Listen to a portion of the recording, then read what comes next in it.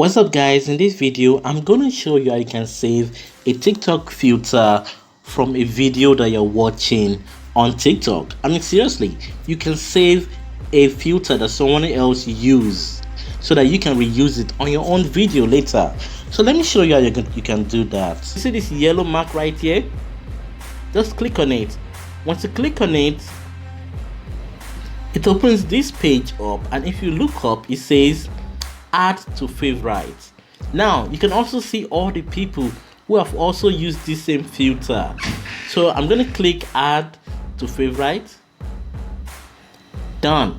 Now imagine next time I want to use this filter, all I need to do is come over to this plus sign, click on it,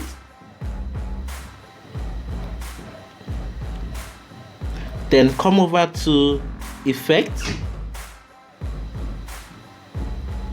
then come over to my favorite, that's this icon over here, click on it, and look at it, I can see it, dream job right there. So now I can see all my favorite filters are here, and anytime I want to record a video, I just need to come right here and click on anyone. Hey, if you find this video useful, please subscribe and like. Thanks for watching. Bye.